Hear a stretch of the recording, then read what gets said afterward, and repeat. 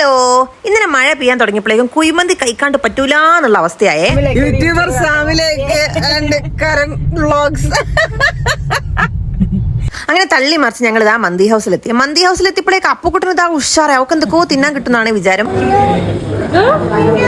അങ്ങനെ ചേട്ടൻ ഇതാ നല്ല അടിപൊളി ആവി പറന്ന ബീഫ് മന്തി കൊണ്ടുവച്ചിട്ടുണ്ട്. ഞങ്ങൾ അതെല്ലാം നല്ല അടിപൊളിയായിട്ട് അടിച്ചു വിട്ടിട്ടുണ്ട് കേട്ടോ. മനസ്സങ്ങട് നിറഞ്ഞ് സംതൃപ്തിയായി. അപ്പുക്കുട്ടൻ പിന്നെ എപ്പോഴത്തേക്കും പോലെ ഡയറ്റിലാണ്, കക്കിരി മാത്രമേ കഴിച്ചുള്ളൂ. അങ്ങനെ അവിടുന്ന് പുറത്തിറങ്ങിയപ്പോൾ ഇതാ ഇനി എവിടെ പോകുന്ന ആലോചിച്ചപ്പോഴാണ് പുതിയൊരു സ്പോട്ട് ട്രെൻഡിങ് ആയിക്കൊണ്ടിരിക്കുന്നുണ്ട്, ഡെസേർട്ട് സ്റ്റോർ.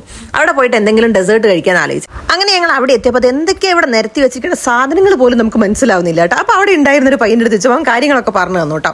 ഈ പുസ്തകത്തിൽ കൊടുത്തിരിക്കുന്ന പേര് പോലും നമുക്കൊന്ന് വായിക്കാൻ പറ്റില്ല ഗൈസ്.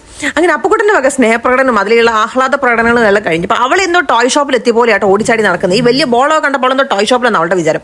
അങ്ങനെ അവിടെ തള്ളി മറിച്ച് അവിടെ ഉള്ളവരൊക്കെ വെറുപ്പിച്ച് ഞങ്ങൾ ഇതാ ആംബിയൻസ് ഒക്കെ എൻജോയ് ചെയ്ത് അപ്പുക്കുട്ടൻ ഒരു ചെറിയ ഫോട്ടോഷൂട്ടൊക്കെ നടത്തി കഴിഞ്ഞപ്പോഴേക്കും ഇതാ സാധനം ടേബിളിൻ്റെ മുകളിൽ എത്തിട്ടോ. പ്രസന്റേഷൻ അടിപൊളിയാണ്. ഒരു ബ്രൗണിയും ഒരു ഐസ്ക്രീമും ആട്ടോ അതിൻ്റെ ഉള്ളിലുള്ളത്. അങ്ങനെ ഇതെല്ലാം തിന്നു കഴിഞ്ഞ് ഒരു ബ്ലൂബെറി ചീസ് കേക്കും കൂടി അകത്താക്കി കഴിഞ്ഞപ്പോഴേക്കും ഞങ്ങൾ എല്ലാവരും മകനായി കഴിച്ചു. അങ്ങനെ തൊട്ടടുത്ത കടയിൽ നമ്മളൊരു ലെമൺ ടീ ഒക്കെ ഓർഡർ ചെയ്ത് അതൊക്കെ കുടിച്ച് അവിടെ നേരെ ടാറ്റ ബബയൊക്കെ പറഞ്ഞ് വീട്ടിൽ പോയി. അപ്പോൾ അത്രയേ ഉള്ളൂ. Thank you.